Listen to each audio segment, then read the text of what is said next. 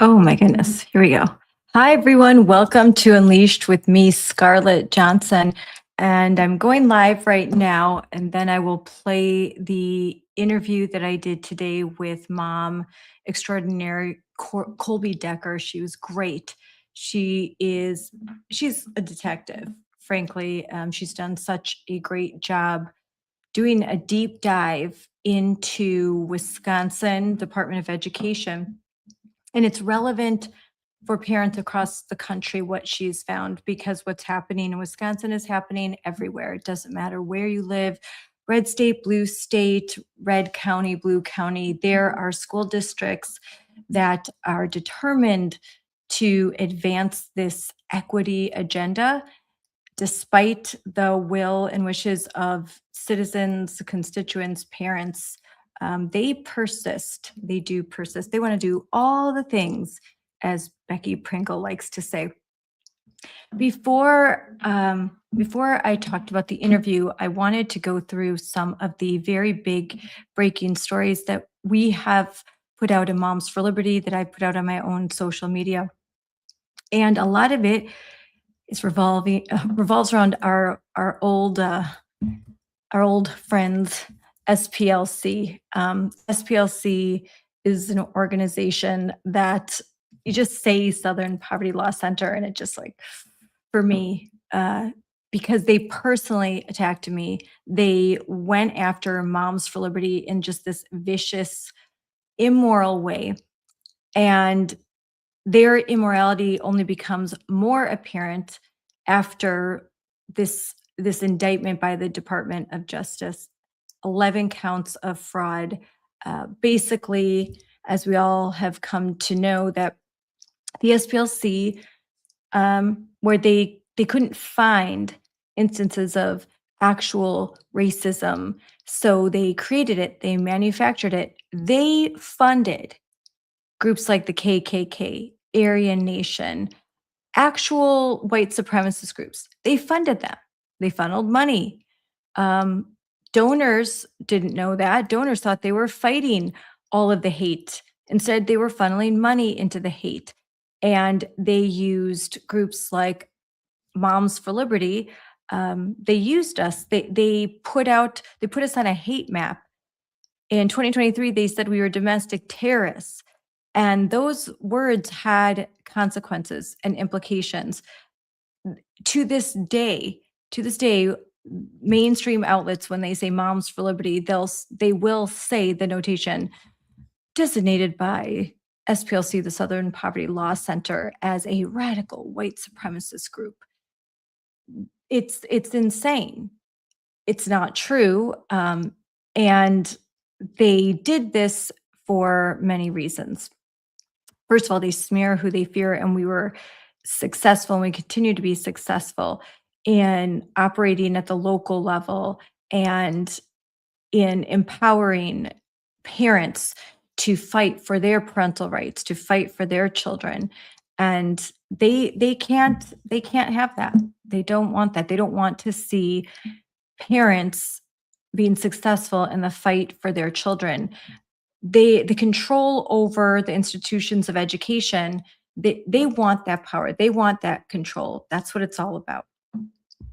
So let's get to something unique that I think a lot of normal, regular people going about their day don't understand about SPLC and a lot of other of these activist organizations, is that they develop curriculum. So the same SPLC that has been smearing parents, calling moms, regular moms, just moms that, like me before 2020, were just driving their minivan. I had 5 kids.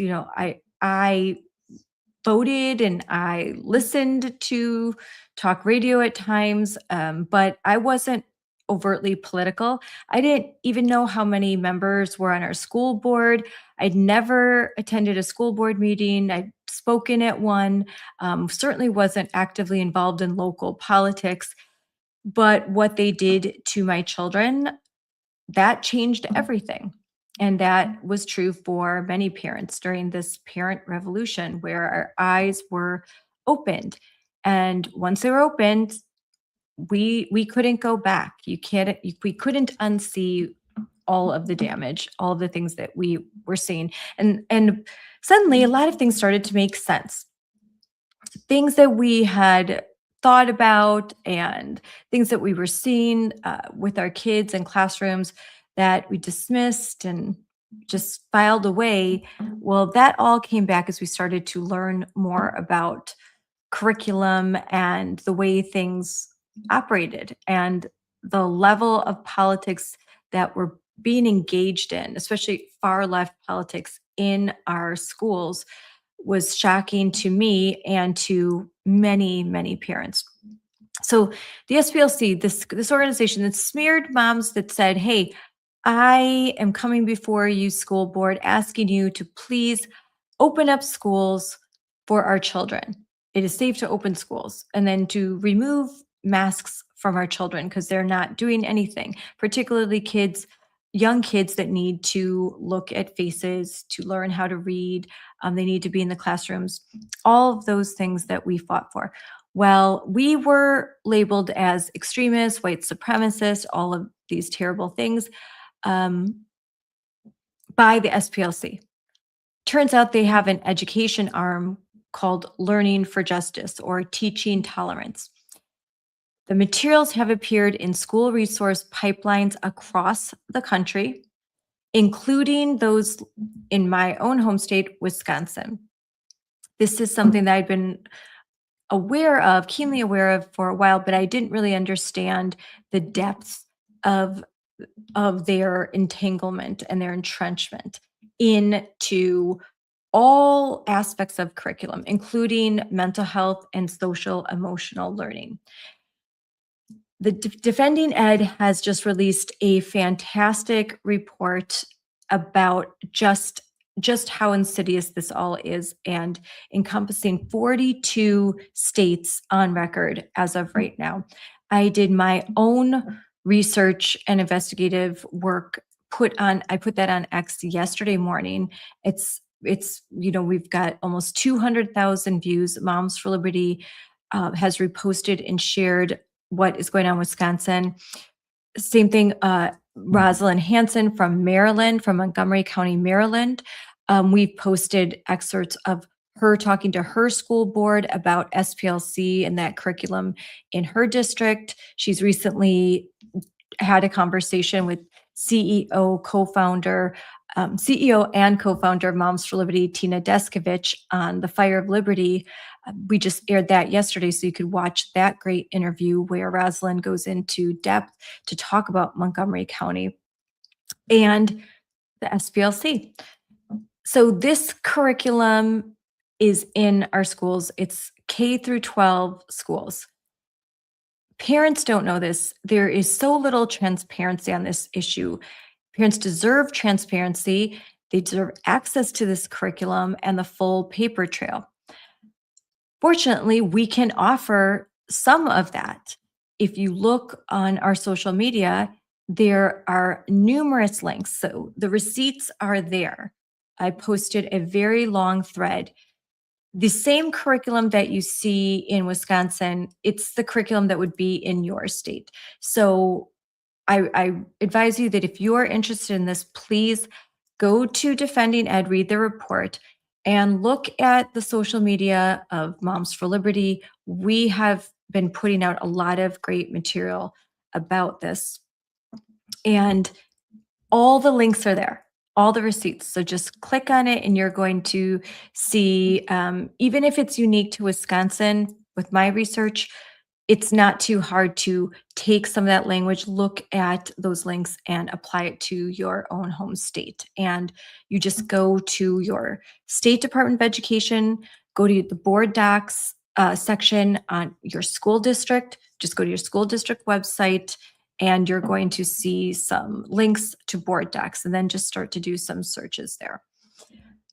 I've had people that that go to Grok, they go to ChatGPT, they start taking some of the PDFs and some of the terminology, they plug it in and they start to see the results they get. So I suggest that you do that. So, Learning for Justice curriculum pipeline has been showing up all across America in civics, social emotional learning, like I said, in math. Yes, in math, they are incorporating ideas of anti racism and putting those into math, creating math problems that use all of this language, and they teach kids to be anti racist. And if you've been paying attention over the last years, you know that that means critical race theory. Anti-racism is actual racism, teaching kids to be racist, to brainwash them, to create, again, SPLC is very good at that, to create the very thing that they are fighting to oppose. They create it. They create the problem. They create the anxiety in the kids and then say, oh, we've got to come here and solve the mental health crisis. Well, it's one that they've created. So they haven't just smeared parents, they are shaping classrooms. They are shaping the hearts and minds of our children. 5-year-olds should not be sitting in circles asked to process discrimination, bias, taking action, oppressive behaviors, all through a curriculum whose pipeline is connected to the Southern Poverty Law Center. And here, so Learning for Justice. So this is a K through third grade curriculum. And just to show one example right here, exactly, they tell kids K through second grade through third grade, sit in a circle and think of times where they witnessed discrimination. Ask students to think about this and whether they took action to address discrimination. Ask them to share their story with a partner. Consider it the following: why did you feel uncomfortable speaking up? Or why did you feel comfortable speaking up? Again, they're getting kids to sit in their discomfort. This is a struggle session. They are putting little kids through a woke, anti racist struggle session. This is not nice. This is not kind. And this is not how you engender a feeling of belonging. This is how you other. This is how you create differences. This is how you teach kids to see race. And there isn't a 5-year-old that is, Mommy, can I learn more about oppressive behaviors? No, that's not something that they're going to naturally say. It's going to be uh, but through the use of propaganda, they are going to be indoctrinated into using those terms and taught what they mean, and they imprinted. They are trying to imprint on our kids. So this Learning for Justice guide moves quickly into discrimination, bias, taking action, speaking up, role playing, and interrupting so-called oppressive behaviors. This language sounds normal to a DEI activist, but it's not normal for everyone else. It's not normal for 5-year-olds. This is an activist framework being introduced through childhood social development, and lots of times under the guise of mental health. So if you are a legislator and you're listening to this, or if you're a parent listening to this, please inform your state legislators, and your school board members, your superintendents about this language. It can feel good to say we want to fund mental health programs. We want to help kids, of course. But this funding, this mental health sort of pie of funding billions of dollars, is just rife with fraud, it's abuse, and groups like SPLC are creating curriculum so that they can get a cut. They want a cut of those billions. They want a cut of that federal funding. They want a piece of that pie, that pork pie offered by the federal government. And they'll do anything to get it. And they will water down what is meant for adults, and I think inappropriate even for older kids. And they're going to spoon feed it to younger children. And what better way to capture their hearts and minds than to indoctrinate them early? So the biggest point from Defending Education's tracker is that this isn't just one rogue lesson or one teacher. This is not a random worksheet or a random lesson. SPLC's Learning for Justice or Teaching Tolerance materials, they are vast, um, they are embedded, and they are considered a gold standard. Believe it or not, SPLC in circles of education is considered a gold standard. They're on the resource page of just about every state department of education. And after, especially after the recent indictments, it's time to remove SPLC from K through 12 education. SPLC should not be receiving federal tax dollars. Absolutely not. And if their materials are being used and promoted and pimped out, they're going to get a profit. They're going to use and abuse tax dollars. So we need to expose this. We need everyone to expose this, and we need to finally disrupt the SPLC. Remember, it will show up on district web pages in teacher trainings, classroom lessons, district-wide curriculum, SEL, social emotional learning, social justice standards, anti-racism equity policies, belonging, anti-discrimination policies, and other education resources. So you have to do your research. The SPLC's classroom pipeline is much bigger than people understand, and it's time that we all do the work, and really get more of our leaders and school board members to understand it. They don't walk into a classroom with a sign that says, "Hey, let's politically indoctrinate your kids." They're getting pretty close. They're getting closer and closer every year. They come through back doors, and mental health and social emotional learning is now, I think, the primary way that they are able to incorporate their training, their teaching for tolerance. And really the true scope is hard to capture because we can't often see the full curriculum, all of the lessons, all of the online textbooks or resources, PDFs, or the teacher selected daily material that they're just going to use in the classroom, things that they'll say to the kids, all predicated on SPLC and what they have been funneling through teachers unions and through prior to the Trump administration, through the federal government and through state departments of education like mine in Wisconsin. So we need to be ever vigilant. Your school district is not immune. Your state is not immune. Wisconsin is certainly not immune. And the Southern Poverty Law Center is not going to be easy to dismantle, but it is something that we absolutely have to do, considering that they have just been proven to be utter and complete frauds. So there's a few other, let me see if I have a few other things to show.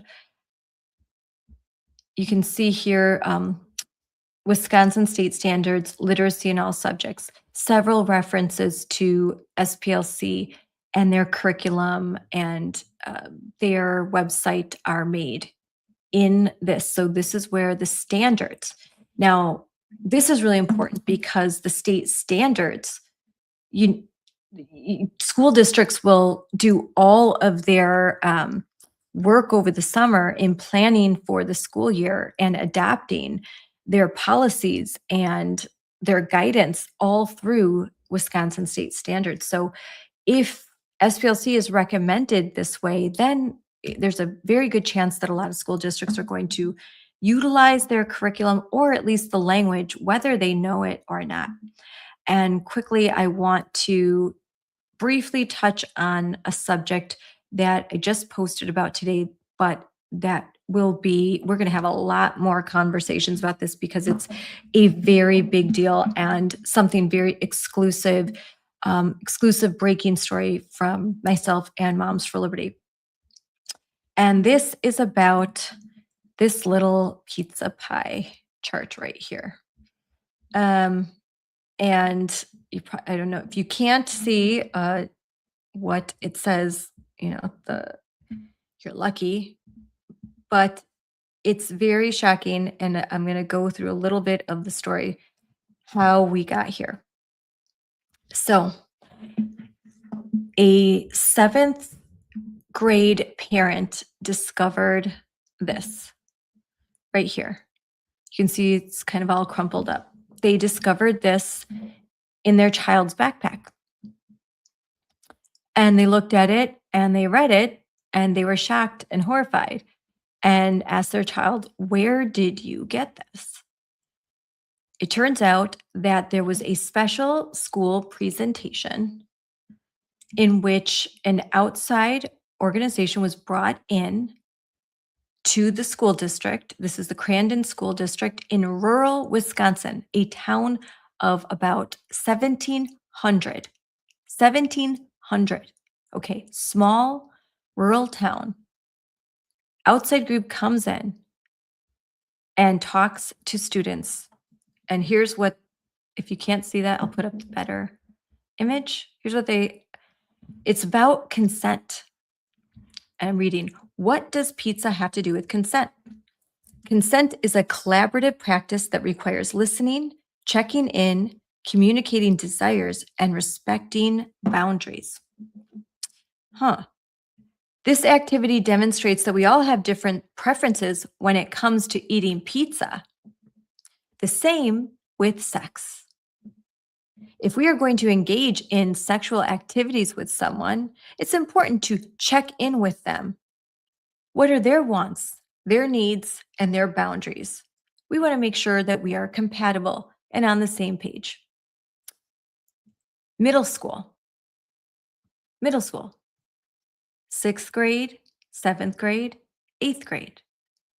12-year-olds, 13-year-olds, maybe 14-year-olds. Did parents know this was happening? No, they did not. Parents did not have the opportunity to opt out of this presentation. Kids were presented this, had no idea what they were walking into, and parents didn't either. This is a violation of the Supreme Court, which said that when it comes to human growth and development and talking about sex ed, and this is Wisconsin statute, Wisconsin law, the parents have the right to know when these sensitive topics are being discussed so that they can have the ability to opt their children out. Human growth and development curriculum is actually in Wisconsin and many states, usually it's a very there are a lot of statutes and a lot of regulation. Yet school districts, they don't care. So we're going to just kind of dive into this just a little bit, but there's so much more that we're going to talk about separately. So just stay tuned. By next week, you're going to hear a lot more about this. So on one side, here's a question you can see in the green side. Do you want to share pizza? That's the question. On the other side, do you want to have sex? So they're taking something like pizza and all that, and then they're kind of normalizing all of this for the kids and using it as a way to talk about these very sensitive topics. So here's some of the practicing consent. And if you could see, there's this sheet before it's filled in. The kids are given a separate sheet where they can write in their own answers. So what are you into? Well, the kids can write in their answers. Any STDs? Have you been tested recently? 12, 13-year-old kids. What barrier protection methods do you like to use? Again, 12 and 13-year-old kids. Oh, how about this? It turns me on when dot, dot, dot. How about this? Kiss, lick, bite, grab my dot, dot, dot. Kiss, lick, bite, grab my dot, dot, dot. That is a question that someone who is not a parent is asking kids and asking them to give a response to this, all without parental knowledge or consent. So, absolutely abhorrent and shocking. So, let's go here. So, how did this happen? That's a question. How did this happen? Well, you're going to see right here. Part of a mental health grant. Project Aware. So, the school district operating through CISA, which is an organization that helps to do the underwriting for grants. LEAs are involved. They work really hard to get a piece of the federal pie. They want to get some money for their school district, and they need to use it for mental health. And this is how they used it. This is the kind of materials and presentations that are funded using those dollars. That should really that should really shock parents. The group, we're going to talk more. I don't want to give too much away, but we're going to talk more about the organization that provided this presentation. And when you see who the presenter was, you will not be shocked. You will not be shocked. But so that's just a little kind of intro into something that we're going to do some deeper dives in and how this all ties into mental health. May is Mental Health Month, and unfortunately, mental health is an issue that's being weaponized and used by political activists in order to have access to kids. I also think a huge financial component. You just can't get around it. Groups like SECUS, Planned Parenthood, SPLC, Advocates for Youth, all of those names that we know so well, they are all very much involved in this. Project Aware, the funding for this particular grant for the Crandon School District, I found the grant number, I've posted that. So they will receive funding. They started in 2023, and that funding continues to 2028. A 5-year project grant funded by the federal government and distributed by the Wisconsin Department of Education. So funded by the federal government, distributed to states, states distribute the money to school districts who apply for the grant. This is the pipeline. And this is how, so this sheet, this right here, that was paid for by you. You paid for this. You paid for it. And that's something we have to come to grips with, and we have to find a way to stop. I know, so difficult. You take one step forward, you try to block this stuff, then these activist far left groups and Democrats, they take the Trump administration to court, they demand reinstatement, and they claim that this is for the mental health of kids. Yeah, you're asking kids these questions, you're asking kids for their mental health. What do they would they tell their partner to kiss, lick, and bite, dot, dot, dot? That's for their mental health. That to me looks more like grooming. Setting kids up, sexualizing kids, introducing concepts to children that may not have heard those concepts in their home. Maybe and they'll say, oh, the kids have access to the phone. Well, maybe there are increasingly a lot of parents that don't let their 7th graders have phones. They don't have access to all of those things. and they're doing their very best to keep their child away from those materials. They want to protect their child's innocence for as long as possible. Instead, they send their kids to school where it's shattered. And we paid for it. And an outside group brought it in, and this is the way now. This is the new thing that they're doing. Oh, we did, it wasn't me. Tag, not it, not it. Wasn't me. I didn't do it. You can't blame me. In the Crandon School District, the superintendent apparently very shocked. They did their research. They didn't know. It took me 5 minutes to get started on this. All of 5 minutes to realize, hell no, am I not letting this person into my school. I mean, it's not rocket science. I think I'm pretty smart, but this isn't rocket science here. Look up the name of the group that's coming in. Ask to see the materials. Apparently, these materials were supposed to be modified for 7th graders, but they weren't. Oopsie. Oh, we were going to modify them, but we think your kids need to learn about consent. We've decided.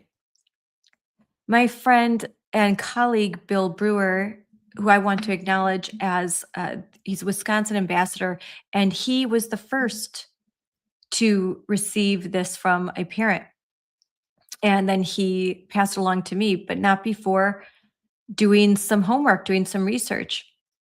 And he went through and he read a lot of the PDFs put out by the Wisconsin Department of Instruction.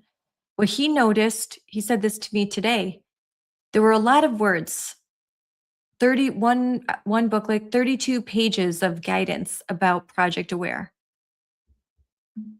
But one word he did not see mentioned once, parents. They like to talk about consent when it's kids consenting to sexual activity when they're 12 and 13, but they don't like to talk about parental consent. That's when consent is like, no, hard pass. Asking parents if they consent to their children being exposed to this sexual activity. No, they don't take the time to do that. Let's guess why. Wonder why. Because they know that most parents would freak out and say no. They don't ask permission. They ask forgiveness. Don't give it to them. This is a violation of Wisconsin state statute. It's a violation of the protocol of the Department of Education, President Trump's executive orders. Let's do something about this. Do something. Who knows what this did to a child? Who knows? I mean, does a week pass where we don't hear about some groomer teacher or someone in a school district in Wisconsin that has access to our kids? They see something like this and they're thinking, a lot easier for me. Thanks for serving up those kids on a platter. This is grooming kids. The definition of it right here, you're looking at it, and we paid for it. So no, I am not going to let superintendents just say, ooh, golly, I'm just as surprised as you. Why? First of all, so you're either incompetent or you're lying. Either of which of those are not a great thing for our school district. So which is it? You're lying or you're incompetent? Grossly incompetent, as a matter of fact. And two, again, elected members of the legislature of Wisconsin and every state, stop blindly funding departments of education. Stop giving them their wish list. They will tell you it's for mental health. Now you know what mental health looks like for them. Just say no, because they will not tell you the truth. They will show you something, bait and switch. They will tell you something and do something else. They will tell you they're going to modify it for young kids. And then, oopsie, we didn't. And what are you going to do about it? Because they'll send their activist goons to go after you, and they'll send you to school board meetings like just happened in Watertown, and they think that they can scare and intimidate you. Don't let them. Expose this. Shine a light. That's what we're trying to do right now. I hope this ends up on Fox News. I hope this ends up everywhere. I hope this ends up everywhere, because in a town of 1,700, a rural town in Wisconsin, someone came through with they them pronouns and tried to sexualize groups of kids. That's what happened. That's abuse. It's wrong.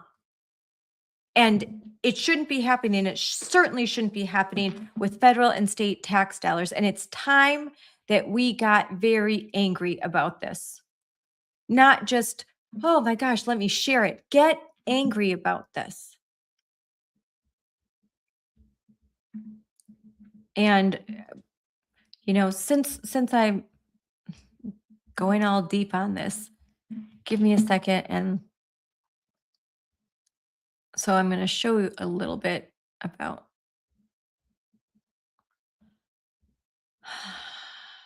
the group that presented this.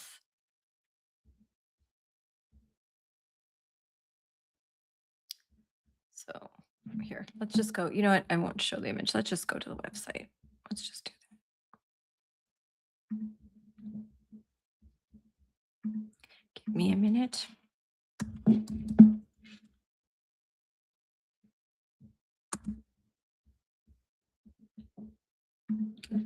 Here.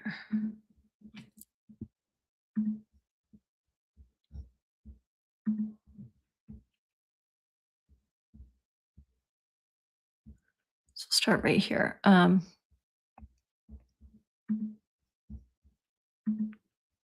we go.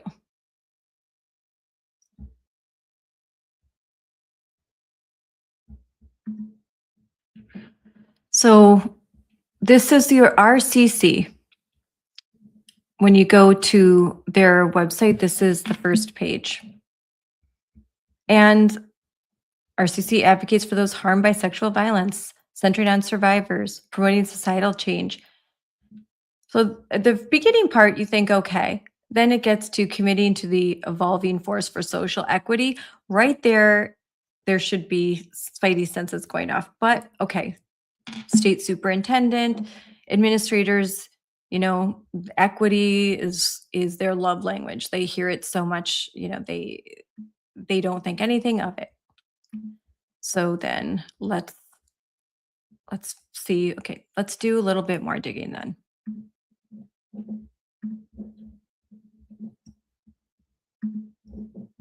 So what do we see next?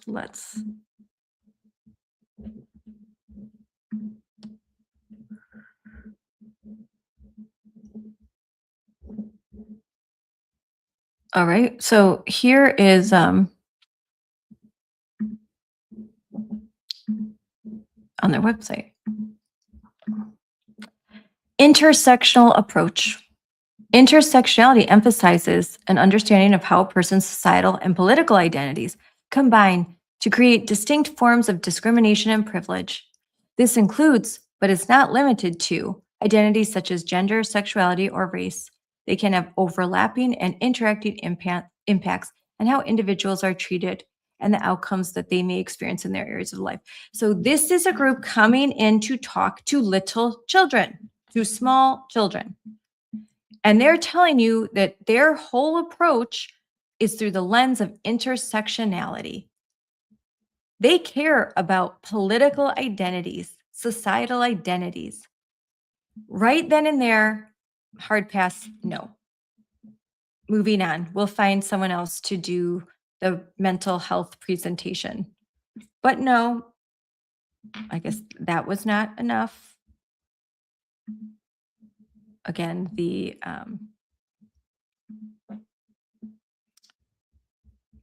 let's go to one more.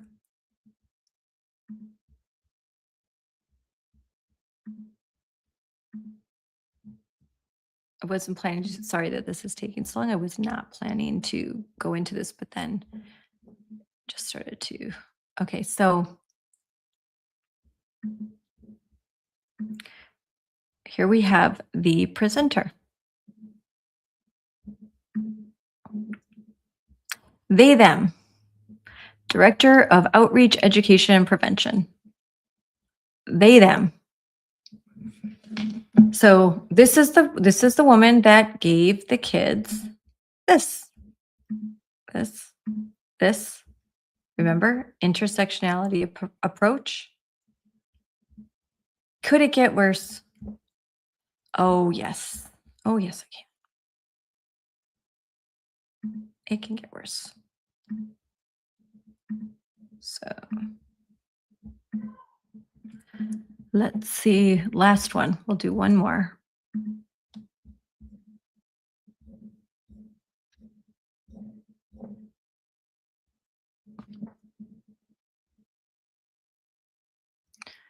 I'm going to bring up her. Let's see.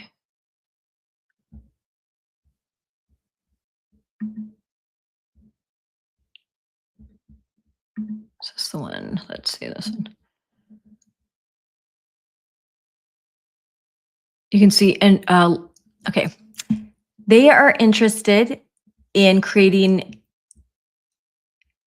irresistible and accessible entry points into liberatory and healing pedagogy and practices, and are committed to expanding awareness and access of RCC service. You see, all of the words are being used there. So this is an organization that, I'm going to just try to go to their website.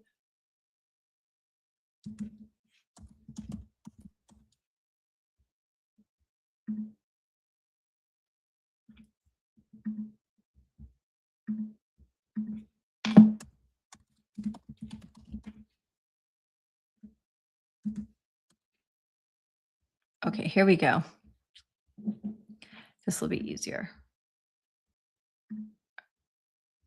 So let's move this, remove this. Let's just do this the easier way and go to the website.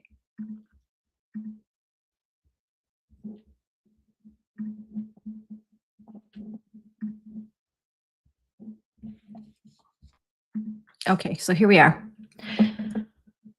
So this is the organization that, through the Project Aware, was contracted to come into the Crandon School District and provide this to children. So then let's go again. We're going to add. So let's look at this website here. So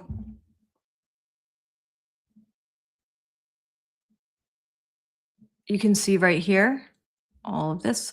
So they've had this the Sexual Violence and Resource Center, but then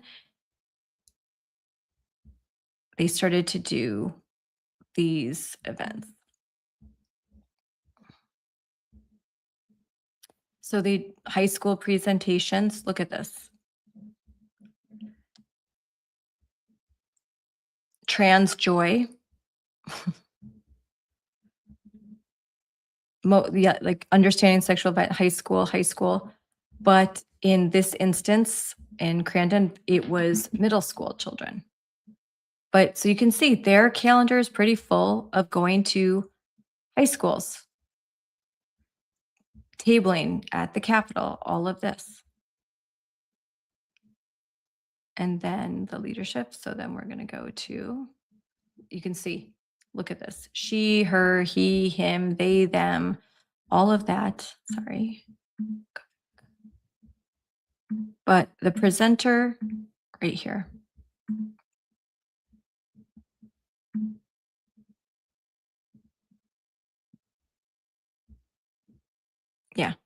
And then another, so the executive director, I looked up here. She is currently on the board of directors for Outreach, LGBTQ plus Center, Urban Triage, Freedom Inc., World Builders. She has extensive experience working with persons experiencing homelessness. Her activism extends to all aspects of her life, including art. You can see this. I mean, it's kind of similar, just a lot of activists, and proud of it. So that didn't take very long. You just plug in, do a little research, who's the executive director, who would be the person provide the presentation. Notice that it's mostly high school students that they're giving this presentation to. See that they post that about us. Here are the ABCs of us. We are all about intersectionality, queer theory, critical race. We are a far left group. We view everything through the lens of politics, and we're here to disrupt systems of oppression. Tells you everything you need to know right there. And if you have common sense, you'd say, let's not bring them in to talk about consent. And even if you are just persuaded to do so, hey, let's see your materials first. Let's get a look at those before you hand them out to children. They bring them home to parents. So districts have to do a better job. They'd have to do a better job.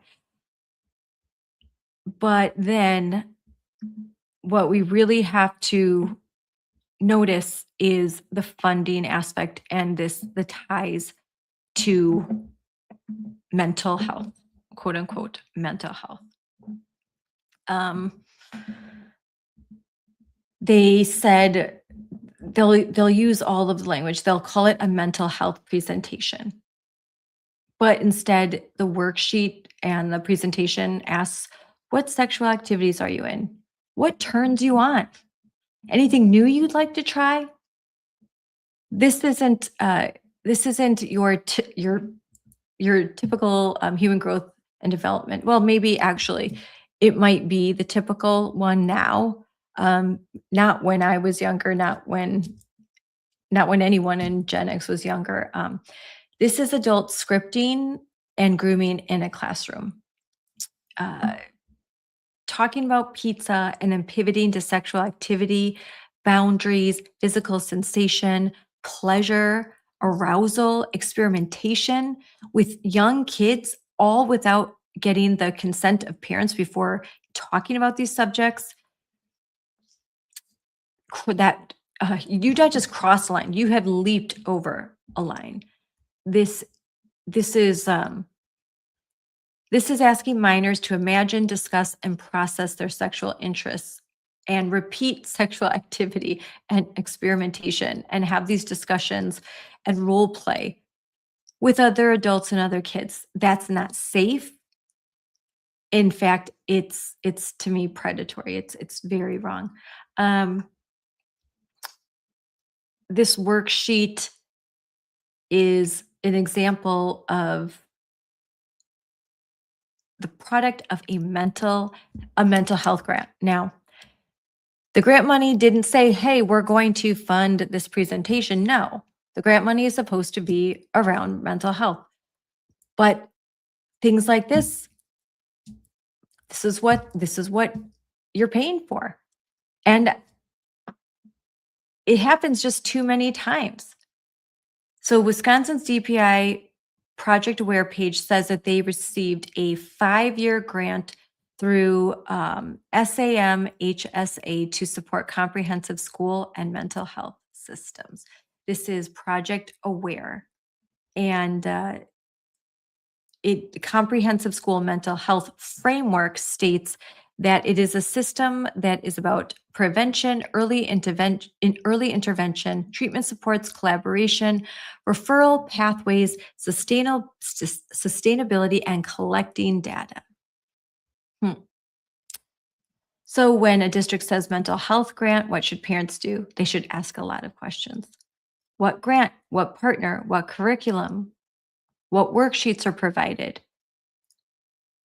We have access to the webpage of the organization that's going to be providing this presentation. That's just the beginning.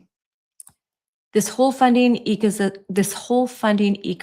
around mental health needs to be investigated very thoroughly. Parents need to know where their tax dollars are going, and are they going to bring sexualized material into classrooms at the very least. So that is there's still, believe it or not, after all of this, there's still a lot for us to discuss. And the whole time I had that up, I have to so there is still a lot to discuss. I'm sorry, the whole time I had that up, I kept that picture up on screen. One last time, let's look here.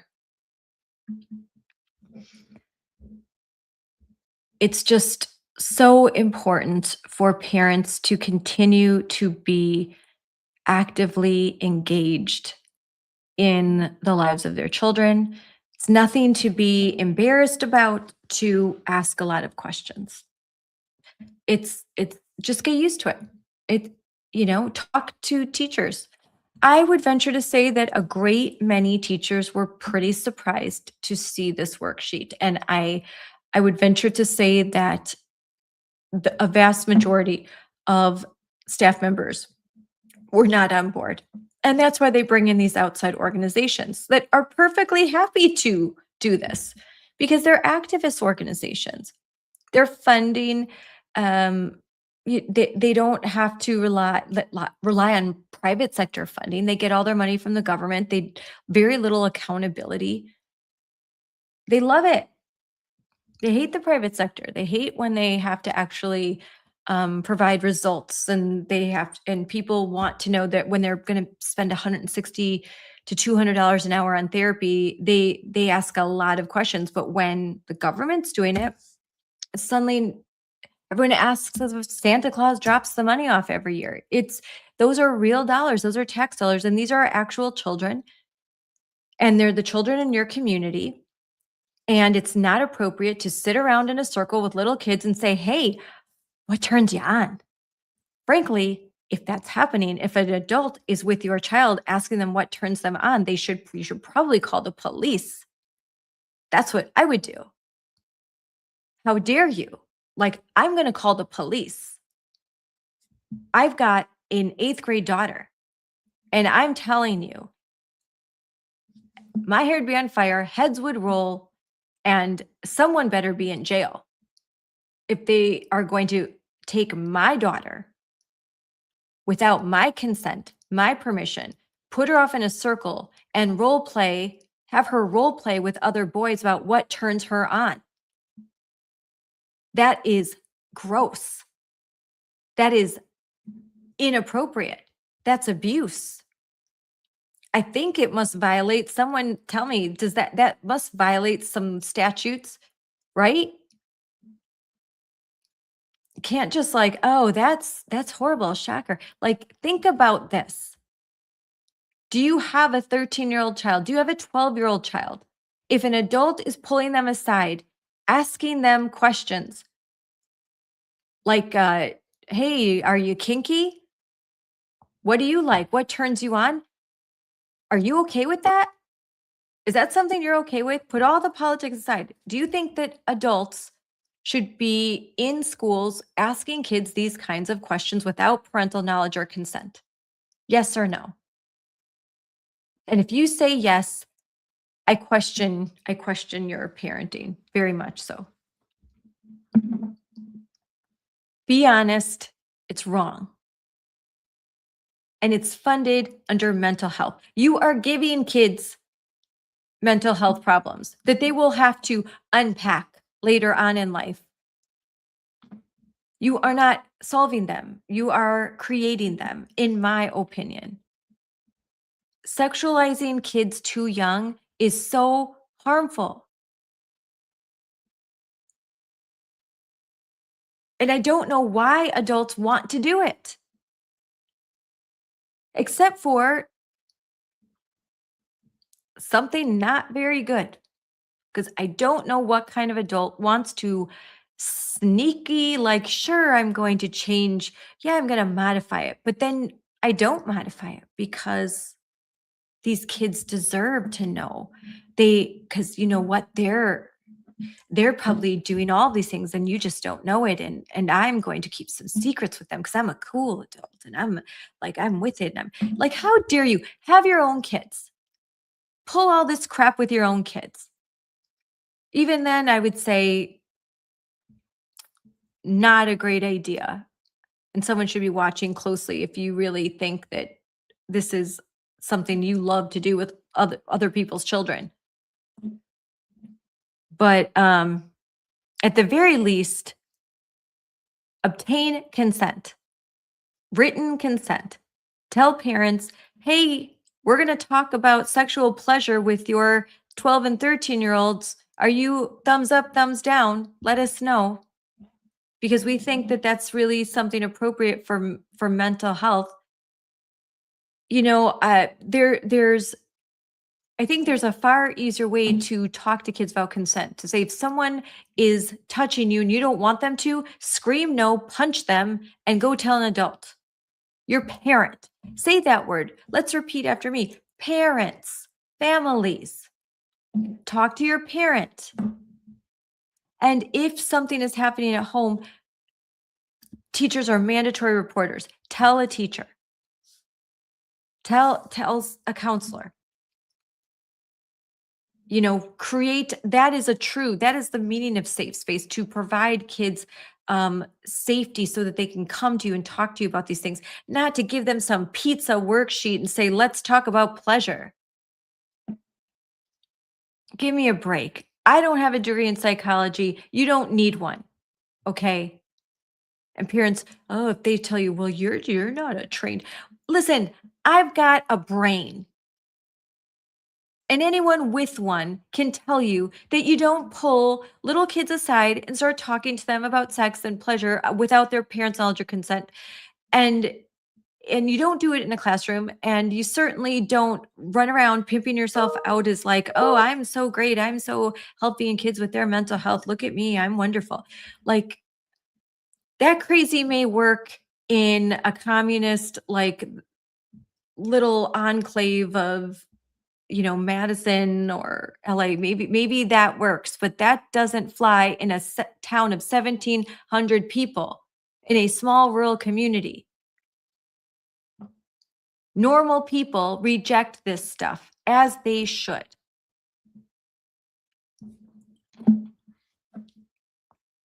So mental health, okay, does not mean what you think it means. If after we're getting on an hour and I'm going to stop, but if one thing you walk away with, please walk away with this.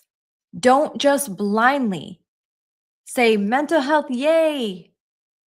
Don't think that my kid doesn't have a mental health problem, but if someone else does, we should be funding. No, because that curriculum is going to bleed down to your child. And studies are showing, there are now studies, one in particular, Australia, discovered that social emotional learning, introducing kids to mental health concepts, starting to work with them, kids that have no diagnoses of anxiety or depression, they've not had any clinical issues, taking healthy, happy kids and exposing them to a whole, like, you know, whole, like, board of all these different, oh, like, let's try this, let's do DBT therapy, let's try this, let's try that. People that might not even be properly and qualified to work with kids on these issues, but they're doing this with perfectly healthy kids. And you know what's happening? They're creating kids that are depressed and filled with anxiety, and their relationships with parents get worse. So, you know, some honest brokers, at least there's some honest researchers that have said, we've got to stop doing this. It's not working. But when in America, there are billions of dollars on the line.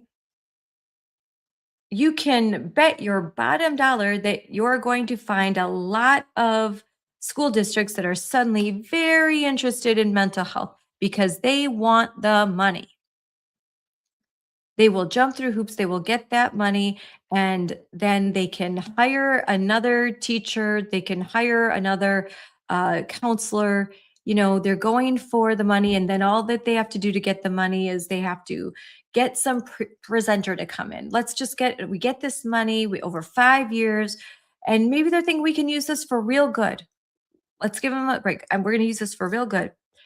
All we have to do is have a presenter come in with some worksheet on pizza and talk about sexual pleasure and consent. That's the price we have to pay. Okay. Well, first of all, that won't be the end of it, and that's the price too high. So now I think let's start this conversation with Mom Colbey Decker, because we're going to touch on some of this, and she's going to talk about her experience with her son. Her son, who's diagnosed with dyslexia, had an IEP, had all the things lined up. He was supposed to get supports. And when they moved to the Green Bay School District and they talked with the administrators, and they expected, of course, here we've got a diagnosis here, we've got all the legal documentation, the medical documentation, my child needs help. They were told, well, sorry, but your kid's the wrong color. We prioritize our services, our special ed, based on the color of skin. And since you have a white little boy, he goes on the waiting list, even though he had disabilities that were more severe than the other kids that were the right, and I hate to say this, but the right race. They had a race-based policy as far as providing services for children with special needs. That's DEI.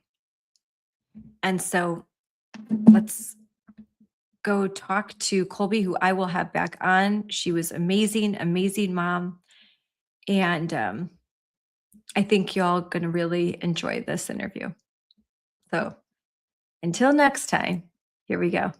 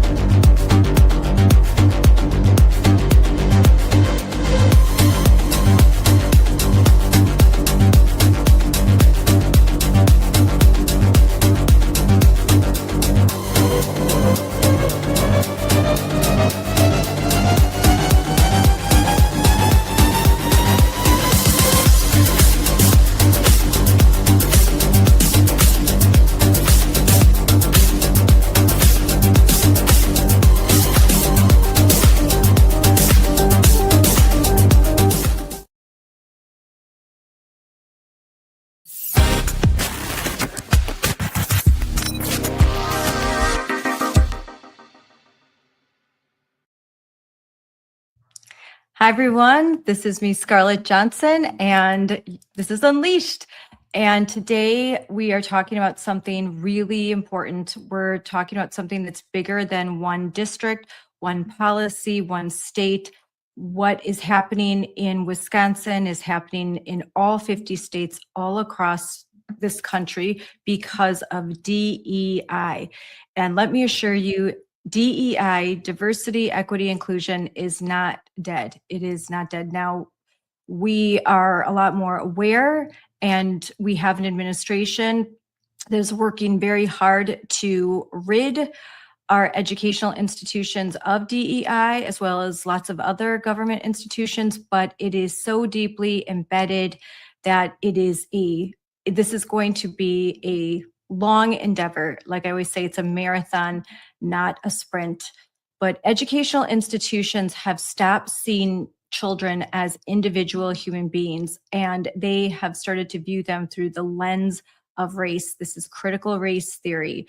And lots of times parents were told, oh, we're not teaching critical race theory in the classrooms. Critical race theory is a lens through which all things are viewed and through which institutions are disrupted and deconstructed and all the words that they use. But basically, it's so-called anti-racist, anti-biased, but it's actually, in my opinion, teaching children to be biased, teaching kids how to be racist, and making institutions actually racist as they put kids into these categories.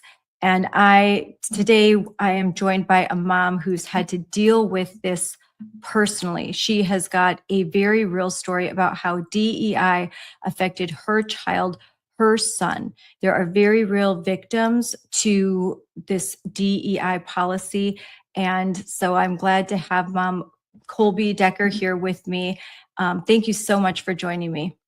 Thank you. And I appreciate getting to share my son's story because, as you said, he is a very real victim. He has dyslexia, which is fairly common learning disability, and he needs lots of extra help learning how to read. And that's okay.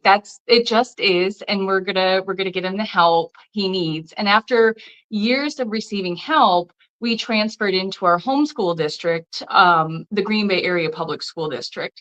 And upon our arrival, to our shock, he was waitlisted for services. So here's a child who has a diagnosis, who's been getting help, and then all of a sudden he's waitlisted for a significant amount of time. And what changed was I found a school success plan that stated that they prioritized additional literacy resources to First Nation, Black, and Hispanic students. And since he didn't fit that category, he wasn't a priority. And so subsequently, I reached out to Will, and they helped file a civil rights complaint on his behalf. And I'm proud to say that the Department of Education Office of Civil Rights has opened 2 investigations into his case. One about race discrimination, but also school districts have an obligation to seek out and find children they believe to have a disability. It's called the Child Find Mandate. And so they're investigating whether they violated that as well. So that's how my son became a victim, and I started the journey of, but how did he become a victim? And it wasn't just Green Bay, and I found the Green Bay policies and the practices, but then it kind of grew from there because we're seeing other school districts and other victims. And so it's really reached a state level. This is being pushed down from a state leadership level. How old was your son when you knew that he had this reading difficulty? When was he diagnosed? He was 6 years old, and we have a significant family history of dyslexia. So we knew what we were looking for. He was being monitored. And so it was a fairly significant deal to get that formal diagnosis to rush him with the resources that he needed. Was that an IEP?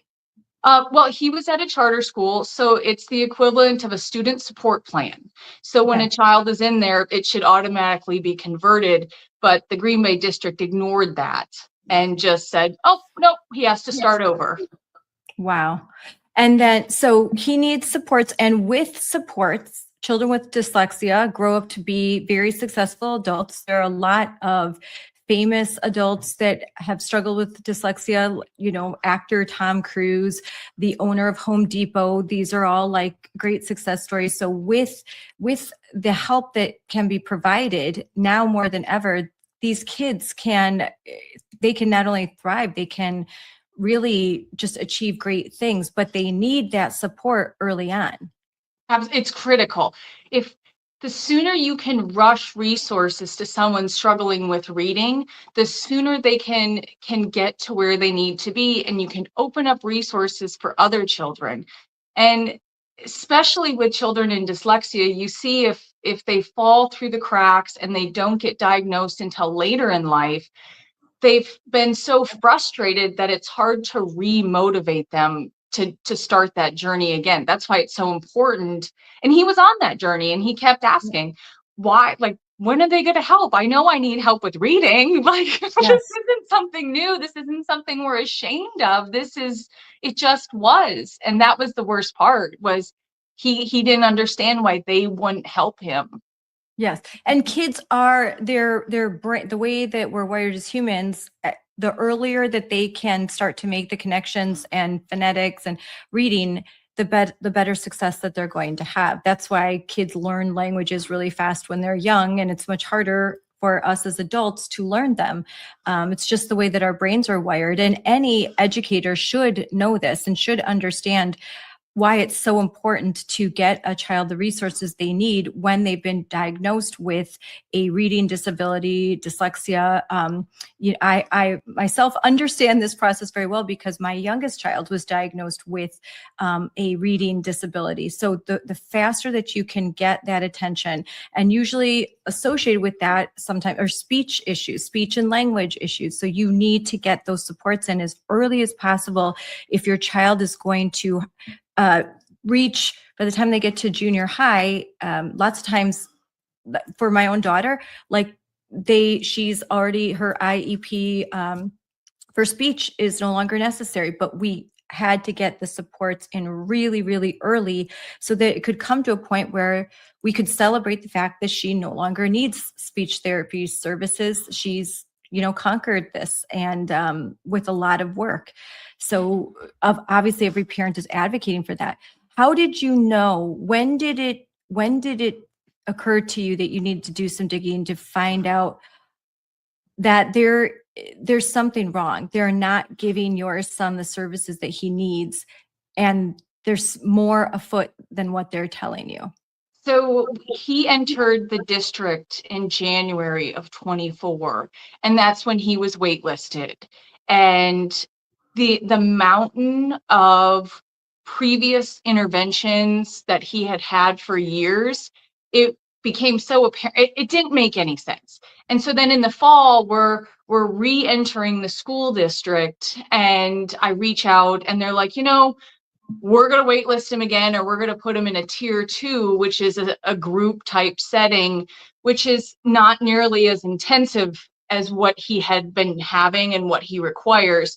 So I'm digging around on the school website, and that's when I found that school success plan. And that's when it led to, well, is this just a school? Is just building specific? Is this the district? And it opened a whole can of worms to what had been implemented within the Green Bay School District. So Colbey, I'm going to play the video that was released by the Wisconsin Institute for Law and Liberty that gives a very short introduction into your story. Oops, wrong one. Sorry, hold on. Got it right here.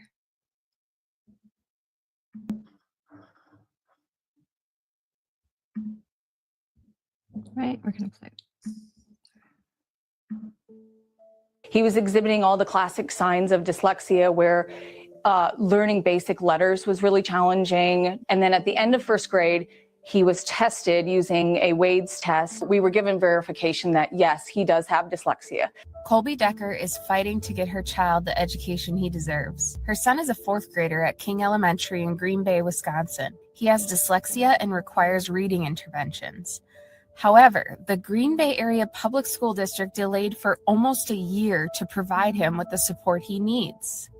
My son is in the 17th percentile, and he's being pushed out of services for children who are higher performing. The reason for this? The school has a policy that allocates additional educational resources based on students' race, prioritizing certain races over others. So I couldn't believe that someone would actually withhold services because of the color of someone's skin. It was so barbaric and so out of any frame of mind. I never imagined that in this day we could possibly look at a child and just say, sorry, you don't get reading support because we're going to give it to someone else. Under Title VI of the Civil Rights Act of 1964, programs receiving federal funds, such as public schools, are prohibited from discriminating based on race. Racial discrimination also violates the Equal Protection Clause of the United States Constitution. Anytime a child is delayed in receiving services, it affects that child for the rest of their life because I can't get that time back. The Wisconsin Institute for Law and Liberty is stepping in to help Mrs. Decker fight for her son, because fighting for your child is what any parent would do. It is my job as a mom to stand in the gap for my children. Any mom, dad, grandparent who's advocating, they want nothing more than their child to be treated equally. I would like to see the Green Bay School District adopt a policy of being totally colorblind, providing services to whoever needs the help. Wow, that's a very powerful story. How does it make you feel watching that? We've come a long way. My son, every week he is making gains, and I am so proud of him. We've, as a family, have made it a priority to provide him private resources as well, just to rush him with those resources. But it really makes me sad for all the parents who know something is wrong, but they can't figure out what it is. And DEI is most likely at the tip of the spear of why something isn't working, whether their classroom isn't safe, whether the priorities are not where they should be. It all leads back to DEI. So again, I know something about this. The fact that you have to engage private resources is very shocking, because Wisconsin has specific funding, specific grants for kids with these types of reading and learning disabilities. They can take those grants and they can use them sometimes if available in private school, public school, but schools are allotted a large chunk of money per child enrolled in a public school system to provide these services to kids like your son.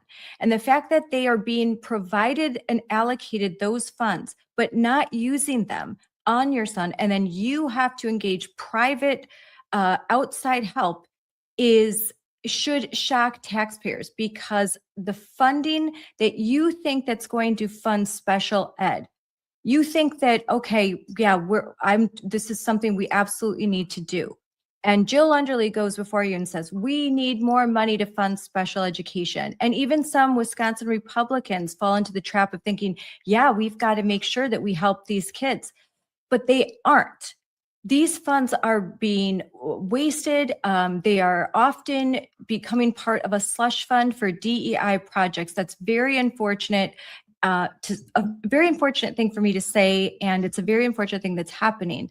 So how are you dealing with this in your school district?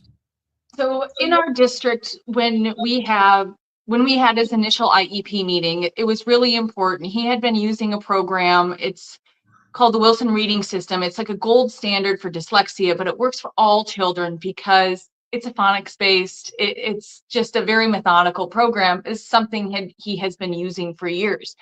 And we said, hey, I would really like him to have the continuity of care and continue on that. And hey, I also know that you have a reading specialist in this building who is being trained on it. And the answer was no. No, this is your option. I sat in an IEP meeting and they offered a program and they tried selling it as this amazing program. We think it would be so great for your son. And I was like, I'm not signing off on that till I research it. I go home and I research it. It's a program specifically designed for English language learners who have fallen out of love and have become frustrated with learning the English language. And so that would be nice for them because they could just lump resources and just put them in with the English language learners, but that's not providing him any of the specialized resources he needs. So unfortunately, I have found with the Green Bay School District that it's so big and people are very scared to speak out against the district. And so instead of trying to advocate internally, I have been advocating around the district. Yes. I think that that has been more effective at creating change. They have had to change some of their equity statements, but we know that's not really changing the spirit of what they're trying to accomplish. But I'll take that win any day. So as you started this fight for helping your son, you started to become a master researcher. And I know this, you have a great X account. You post a lot, you do a lot of deep dives, and that kind of, falls in line with what you have done as a profession. So what have you found when doing these deep dives? So if we look at a lot of the problems, we get frustrated as parents. Other parents reach out and they're really excited because a civil rights investigation has been opened. And that's a wonderful thing. The Civil Rights Office is very much trying to get enough lawyers to fill and get rid of the backlog. But I think districts have come to realize that it's going to take 3 to 5 years unless we get these lawyers in there. So they're very emboldened. And Yes. then on top of that, you have Dr. Underly, our state superintendent, who's refusing to acknowledge the new DEI ban by the Trump administration. She's refusing to sign off on that. And so that led me to find the formal DEI timeline. I've been working on it, piecing it together, but I found the Department of Public Instruction's victory lap, if you will, of how they've gone through and done the long march through the institution of education here in Wisconsin. I'm going to play a few clips of Jill Underly, and yeah, I know like this will go out nationwide. She just represents most bureaucrats in education. Most of those, yet we don't all have the great heads of education like in Florida and some other states. Most of us, even in some red states, don't have the best people in charge of education. It's a field full of activists, and that would be a whole nother show to talk about education training and all of that. I've gone through that with Daniel Buck and Alvin Liu and Corey DeAngelis and James Lindsay and so many others. I think anyone who's watching this understands that whole, the DEI swamp. But as I play this could be Illinois, this could be Pennsylvania, California, Colorado, New York, New Jersey, Vermont, Maine, so many different places, even in some counties in Indiana, in Ohio, in red states, where in Kansas recently, where you have school districts that are in bluer areas where they're bound and determined to wait out President Trump. They think all we have to do is wait out the president. So they're going to stall. The same people that told you that the minute the ink dried on Joe Biden's rewrite of Title IX, you had to pass it. We could not lose federal funding. Oh my Lord, the whole world will collapse. Are the people that are like, oh, well, we're just going to wait and see what the court says, or they're going to find some obscure passage in their state statute somewhere to say that there's a way that around this we're actually in compliance with Title IX, or they're in a blue state where they feel perfectly comfortable just thumbing their nose at President Trump. So while I'm playing a clip of Jill Underly in Wisconsin, this could be, anywhere in America. So children's communities, their classrooms are also some of the most inclusive and equitable places in our state. This is thanks again to their diversity and the fact that public schools are for everyone. And it is also despite the push from some leaders to try and homogenize learning in a way that is just not reflective of historical or current reality, nor of a child's lived experience. It is also thanks to intentional community building and social emotional learning in our classrooms that creates a deep understanding of educational equity among our students. All the feels are in there.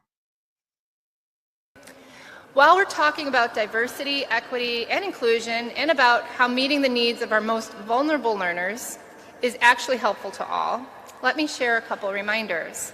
First of all, this is a good moment to remember that the curriculum, which reflects the diversity of the human struggle and progress, is in fact reflective of the history of this country, and that affirming the lives of our Black, Indigenous, and students of color matter.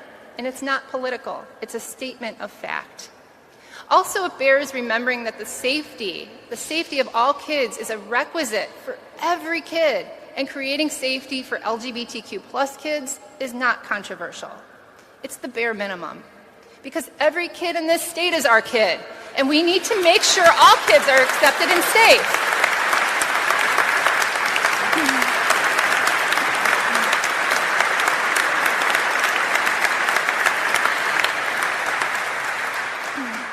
Because all of this, diversity, equity, inclusion in our schools, all of it makes it possible for our kids to thrive academically and personally, to thrive as unique learners and as unique children. All the problems and accusations that we lob at each other, they're adult problems. They're not kid problems. We as adults and as leaders are so busy fighting about issues that our children have moved so far beyond. Honestly, our kids are the ones who are forward-thinking and are future-focused. They say that until kids like Ella Fry stand up and say, I don't want boys in my bathroom. And then suddenly the kids need to shut up, be quiet, follow the map to the single stall bathroom, and just be kind.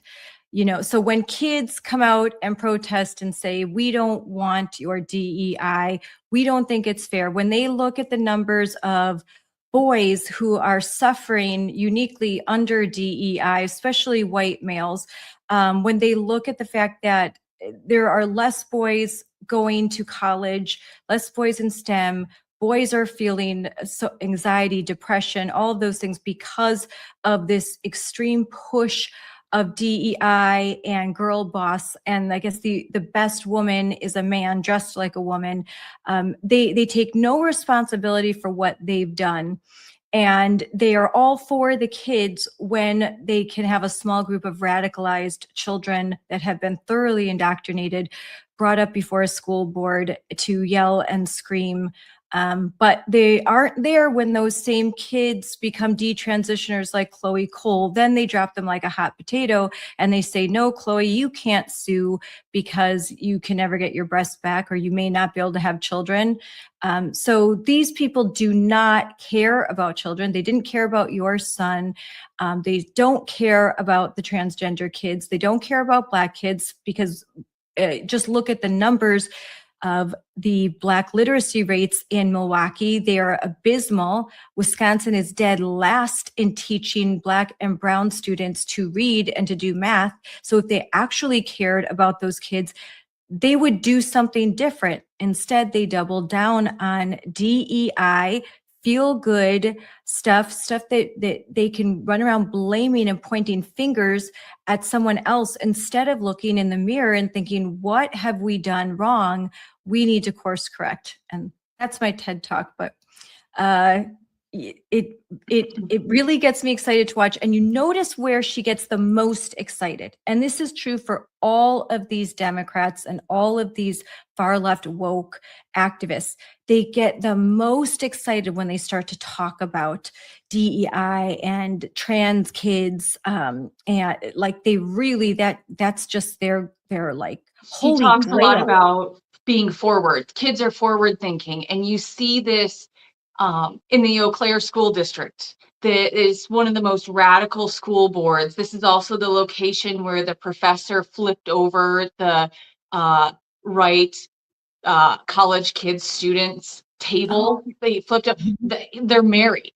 One of the board members is married to that professor, and she is giving a speech in the middle of a school board meeting about how they have to have all of the trans identity and LGBTQ material for small children in the district, because children understand it. Children are more accepting. Well, of course they are. Children are very impressionable, and she doesn't understand why these loving families are trying to protect them. She's over there trying to say, no, I know they're susceptible, and that's why I want them.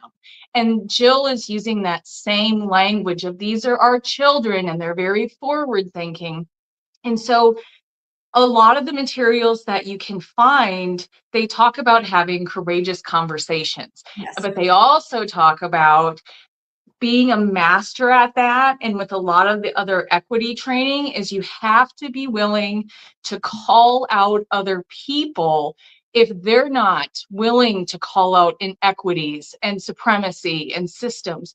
And so I think this is the first time we're starting to see these kids calling that out.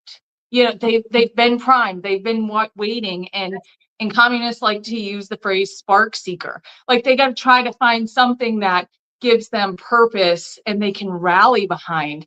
And I think that they've created a monster, and they've gone so far that I don't even think they know how bad it's going to get before this is undone. So now, we have been exposing at Moms for Liberty for a long time, and now everyone is starting to realize that SPLC is in our schools, and its curriculum is very dangerous. And this group is just a bunch of frauds. Defending Ed has released a comprehensive report about SPLC in schools, and I think everyone should take a look at that. And we have been villainized and targeted at Moms for Liberty, and me personally, by the Southern Poverty Law Center since our inception, but since 2021. They doubled down pretty hard in 2023 when they classified us as a hate group, an anti-government group, and domestic terrorist organization. But it turns out they were actually funding the KKK, or they're allegedly, but they 11 counts of fraud from the Department of Justice, and some solid proof because a grand jury indicted them, that they were actually funding Aryan Nation, KKK, actual Nazi groups, formal Nazi groups. They were funding them. They were funneling millions of dollars into these organizations so that they could manufacture hate in order so that they could continue to raise money. And they raised a lot of money over the last few years, villainizing moms like me, like you, calling us names, calling us racist, when in fact they were the ones actually funding all of these groups. Their curriculum is in Wisconsin. It's all over the country. It's in 42 states. It's the Learning for Justice. There was another name for it too. They've changed the name, but they have curriculum for kids as early as 5 years old. So I think you're right. They are teaching kids. Have you uncovered anything about SPLC in your research? So DPI heavily uses them to create their policies and practices. And a lot of times when you go and you do these searches on DPI's website, they're going to show up in footnotes. They're going to show up in positive behavior, PBIS, right to intervention, all of those things. And so they're not going to come out necessarily and just have the material right there. But what they're going to do is they're going to reference it and put it in the footnotes, but they're using it. And the other fascinating thing is, so you get it coming from the top down with the Department of Public Instructions, and then you're getting it from the local teachers union, the Wisconsin, the WEAC. They still have it on their website as a great resource. And DPI has courses on their trusted course provided supplies. They have multiple of them available. They have it embedded like here, mental health. So this mental health resource cites the Southern Poverty Law Center, and they'll, like you said, they will put that in the footnotes. In lessons, they give guidance to school districts. Here are some resources that you should use. I mean, that's just really the tip of the iceberg. This is what they put out publicly. Like there's the discretion of school districts to use whole curriculum of SPLC, and they do. But what I have found through my research over the last week is that there are so many references and links to the Southern Poverty Law Center, and it's being used in SEL, it's being used in curriculum, it's being used in civics, it's even being used in math. They're using it, they're framing math equations using this social justice language that is recommended by SPLC. So they're not doing this out of the goodness of their hearts. They are getting grant money. They get funding. This all goes into the pipeline. And the biggest moneymaker right now is mental health.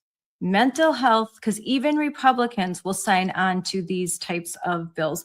They will say, oh yeah, we care about mental health. Of course they do. So without paying too close of attention, it all sounds good. They allot money. And then this pipeline continues. So SPLC wants a piece of this pie. So they start to create curriculums and guidance where you can incorporate this anti-racist bias. Don't you want to do that? Isn't that great for the mental health of kids? You know, we can make them all anti-racist, and everyone's like, oh yeah, what a great idea. And we can introduce some queer theory in there. Won't that be great for, like, we're going to teach tolerance. So all of that starts to get embedded into the programs. And you've provided a timeline that you found about DEI, and I want to bring that up. But while I'm doing that, if there's anything you want to add to what I was saying. No, I think that what really happened is Governor Evers became state superintendent in 2009. And you can see the starting works of that. They're starting to work on positive behavior, and that's when you see restorative justice practices get introduced. That's when you see that's really the inflection point of when did schools start to become more violent? Well, if you want equitable outcomes in discipline, either you have to have less poor behavior, or you have to change the very definition of what can get you expelled. And so that's how those are the levers that they use.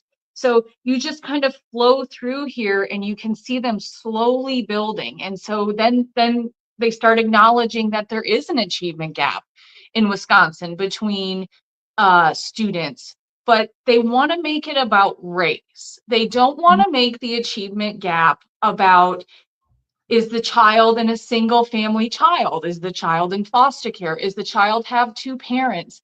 And we know that those things matter and they're important, but we can't social engineer everything. But if we make it about race, then they can try and socially engineer. And that's where they really went into, is it's all about an equity lens of people who have been historically marginalized or disadvantaged.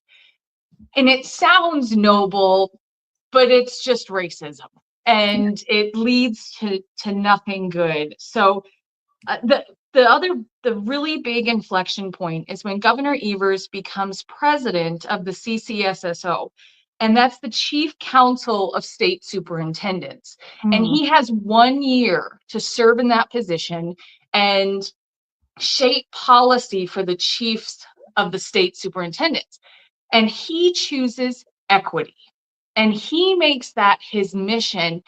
And he figures out how to nudge, how to socially engineer the power that state superintendents have to force these small districts, even large districts, to comply. So he talks about how you can use local educational agencies. That's why a lot of districts love having community outsource. They call it community outreach, but if they have a third party providing, Girls Who Code, or, all these unique specific things that can be, Black Lives, Black Boys Futures clubs that they've had in Madison. We're not doing it. We're having a community partner do it. That's how they they go about doing that. But that was really the document that hit an exponential level with DEI in the country. And so it starts when he becomes, you said when he becomes the state superintendent. And the timeline here, and that's why what I would say is you can ignore the fact that this is the future Wisconsin Governor, Tony Evers. The timeline here is so similar across the country. It's almost as if they got marching orders and it all just begins. The groundwork had been laid, and if you talk to friends in California, they can tell you that they started to see this 2008, 2009, 2010. And all that groundwork is laid. And the same in Wisconsin, I think not quite as outspoken. But after the Trump presidency, it's like a switch is flipped, 2016, 2017. And things just go into overdrive.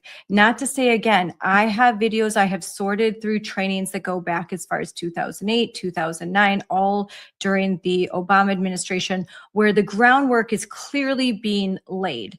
And a lot of DEI, a lot of the whole equity and everything that we see was being built. It was really like built during that time. But I feel like the real activation started to happen 2016, 2017. So it really tracks what you say with Governor, with Tony Evers, he wasn't governor yet, but this is the same across the country.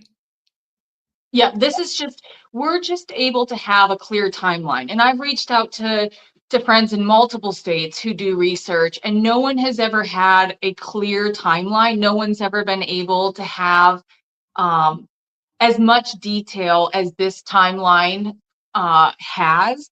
And so you start to see after this acceleration, you start to see DPI, the library team, they go ahead and start taking over libraries, and they take over the curriculum. And you see the George Floyd movement, and they just made everything exponentially more. They kept doubling down. And I think they probably saw that they weren't moving the needle on achievement. And so they in their mind were like, we're just not doing it hard enough. We're not doing it enough, which was the exact opposite of what the data should have been telling them. The achievement gap is getting worse. Race relations are getting worse. Schools are not as safe. So there's been this doubling down. And I think we're going to be reaching another inflection point, because this isn't sustainable. Our test scores are not sustainable. People are fleeing. People are asking for school choice. But Evers and Underly just keep digging in instead of saying, you know what, let's get back to basics. Yep. Let's get back to math and reading, and quite frankly, taking away all the things that community schools have become. We can't do that. They have to do the fundamentals well. So I have a video of Tony Evers. Let's put this on. For those of you who don't know, I'm from Wisconsin, sound like it. And I spent a year as CCSSO president, and one of the perks of that job is to choose an area that you want to have the chiefs think about, respond to, and take some action. And I chose equity, and you might think, so why is a guy from Wisconsin choosing equity as his mantra going forward for that year? And I have to tell you, inequities abound in our state. Whether it's racial inequities, whether it's kids with disabilities, whether it's foster kids, whether it's kids that come from just extraordinarily difficult backgrounds that need that extra lift. That is absolutely an issue in our state. And actually, I believe that it is not only an issue in our state, it's an issue in every single state in the United States of America. It's a moral imperative of our time. Clearly, we're not going to erase inequities in 1 year, but by golly, we have a roadmap to do this as states. So promoting excellence for all, that's what's really defined our chiefs and our discussions over the last year, and I know that will continue. So I have to, first of all, talk about my colleagues who selected me as president, and their stepping up to the plate on this issue has been nothing short of heartwarming. They've every time we've been together, and even when we're not, we're talking about equity. Made a commitment as an agency, and all 400 or 500 employees made that similar commitment to work on equity. We've had two staff meetings in the interim where we spoke as individuals and as teams in our agency what we're doing in each individual person in the agency as it relates to equity in their area. In addition, we're encouraging, and I guess compelling would be a different word, compelling each staff member and their teams to go to participate in a long PD program, a professional development program called Embracing Equity. We have trained people within our own department to lead those discussions. And finally, every new employee to our agency goes through an onboarding process. You know, not only where do I get my check, but more importantly, how do we operate within our school community with 424 school districts. And each one of those employees in the onboarding process also goes through a significant issue around talking through the equity issues that face our state. So I feel confident within a very short period of time, we're going to have a group of people that can outdo me on this equity business. And that's a really important thing. They're the folks that are doing the work in schools.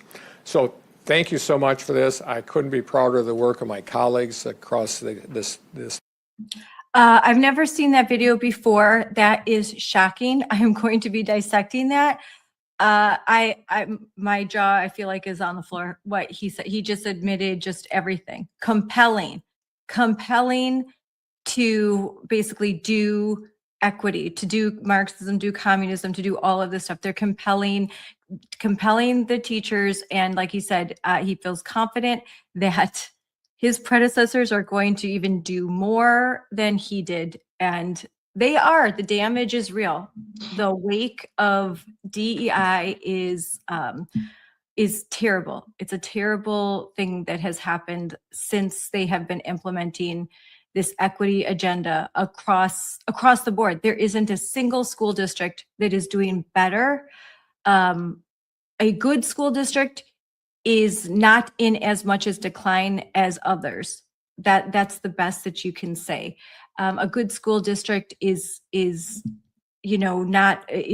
there are a couple of very good school districts in Wisconsin with non-woke school boards, but even it is a constant struggle, and it is difficult for these school board members to continue to do this arduous work and fight the Department of Education and teachers unions and all the things. This is a hard thing to do across the country. School board members they are doing the Lord's work, literally what they're doing in fighting this whole DEI Goliath. But what did you think? How did you find that video? Where did you find it? So I found Tony Evers basically what he's most proud of. What are my accomplishments? And that is a highly notable moment in his career. And so I knew I had to find as much as I could about his time there. And it makes sense because I'm really nerdy. I bought a copy of his dissertation and I read it, and it's really boring and it's very juvenile and undergraduate level. But his whole premise is how do you make a superintendent more effective? Is a superintendent who is task orientated or goal orientated? And I kind of laugh because this is a very undergraduate management level idea that he is struggling with for his dissertation. And so I knew from reading that he's basically trying to social engineer outcomes. Yes. He's trying to nudge. He's trying to use behavioral science to get inequities out of public schools, which is a noble thought. But they went about it in the most racist possible way of sorting children and color coding them. And they use data in such a way, at such a granular level, that it takes away so much context. But yes, we could have African American students in a certain building falling behind, but that's not the only feature of those children. We have to look at, you know, are they in the McKinney-Vento program? Do they have two parents? Are they, what is their life? The individual characteristics about them. And DEI strips away all of that. And so it is frightening that that DEI really tries to socially engineer outcomes. And it's been used by people who are not behavioral scientists. And so No. when you study organizational performance, you study goal setting theory, but you're taught goal setting theory is the most dangerous theory on earth, because if you don't map out every unintended consequence, then you don't know what you're doing, because most times no goal is better than the wrong goal. And this is so apparent in school safety issues. So we're over suspending Black or Hispanic students. So we try restorative justice and other programs, but that's not working. So they give up and they get frustrated and they change the disciplinary standards of what it takes to get taken out of a room, to get expelled. And you see that in district after district, that they know it's not working, so they just manipulate whatever levers they can.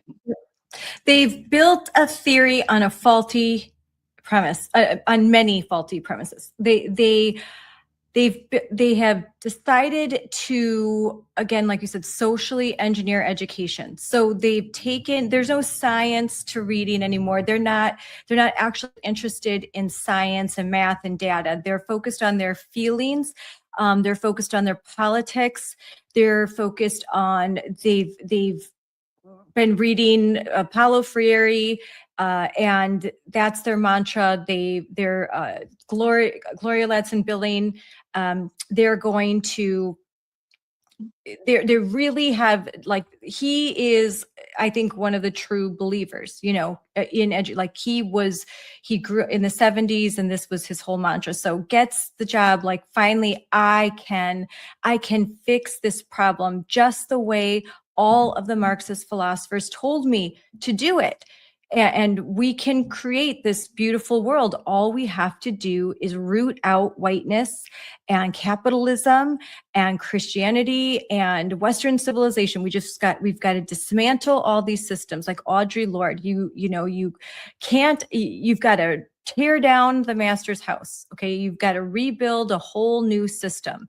And you need whole new tools to do it. So they throw out all of the old, all the knowledge, everything, and they think they can rebuild this new world. And turns out they discover that it doesn't work. Everything's getting worse. And instead of admitting that failure, they can't do that. They just say, we need more. We need more. We're just not doing it hard enough. We need more of the Marxism. We need more of our theory.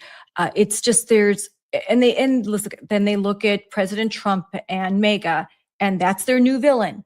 That's their new bad guy. They make Moms for Liberty. Oh, we'd be doing great if not for this group.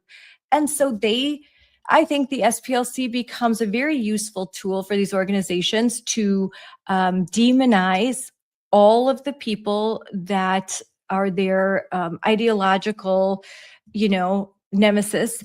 And then no one has to listen to them anymore. They call them names, they other them. So they don't listen to Scarlett, even though she's Puerto Rican, even though she grew up in the city of Milwaukee, her parents had nothing.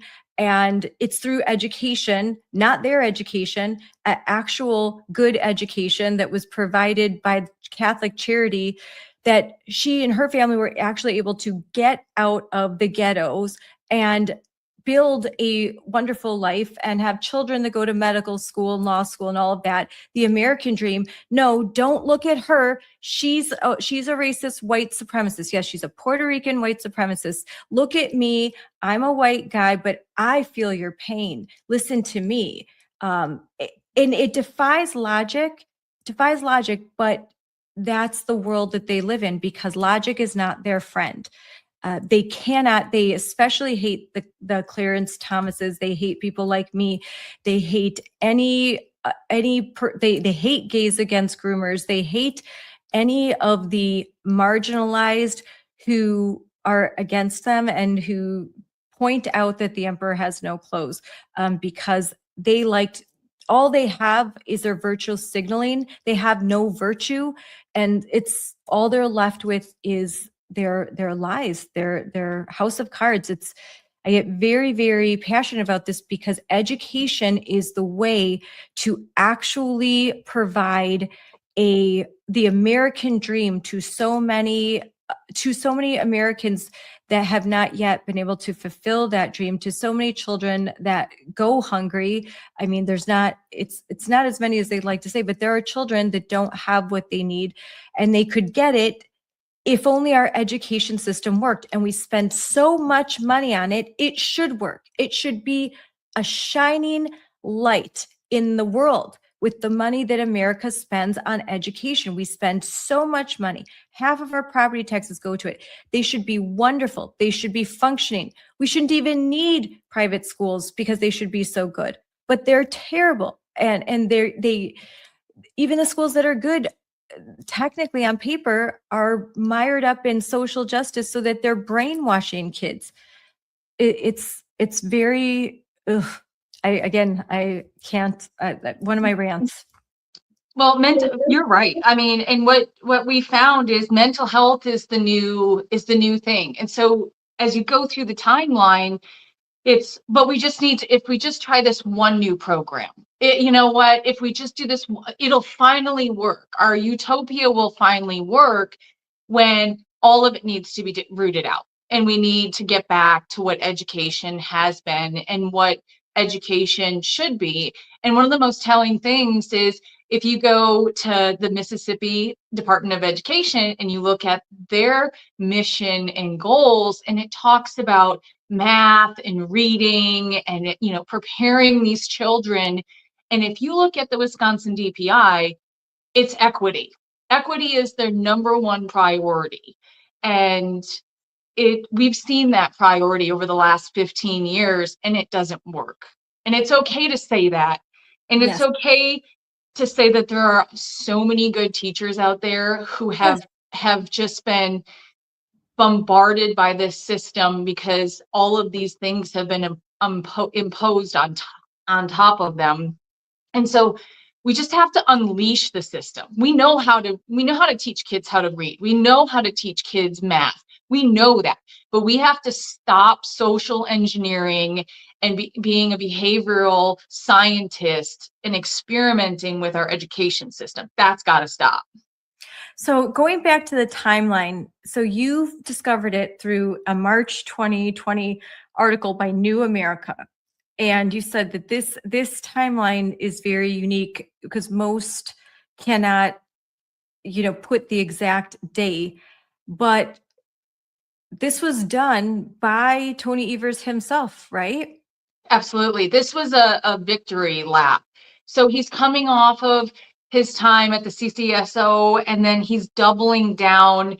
They're building things like a Big Five cohort in Wisconsin, which is taking the 5 largest school districts, and they're getting together for weekly meetings on how to best put DEI into their schools. And we see the Big Five in Wisconsin are failing the most and the fastest. But this people, they put it underground. They know that the Trump administration is very serious. It learned a lot of lessons, and it knows that it has to get this out of the educational system. So they like to rebrand things. They like to say, oh, it's not DEI. It's just, we want an inclusive community. We want everyone to feel welcome. But you have to understand how sophisticated these things are. They created a coaching network in Wisconsin, and DPI still manages this coaching network. And they have a spreadsheet where they track how people are willing to call out systems of oppression. Are you willing to talk about the white supremacy in our nation's history? That's an actual spreadsheet that is still used today to keep people in line with their equity coaching. So does DPI now, when, and again, this is the same, I'm actually, I cannot, that's very shocking. I'm writing that down, but so they will offer, there will be instances where a school district will be required to obtain professional development, this sort of equity coaching. And then the school district will have to pay for that. And then they'll be, I would imagine this spreadsheet is a list of different organizations that you can hire to come in and do an equity audit. We talked about this a lot back in 2021, 2022, 2023 equity audits. When a school district had to do an equity audit or chose to do one, you know, lo and behold, the audit always came back positive for you are racist and you need to hire us for 5 years and give us a, you know, 6-figure contract. And they will go in and find all of the things and then, you know, put your staff through trainings. And even in my school district, they put parents through trainings, something that I talked about a lot back in 2022.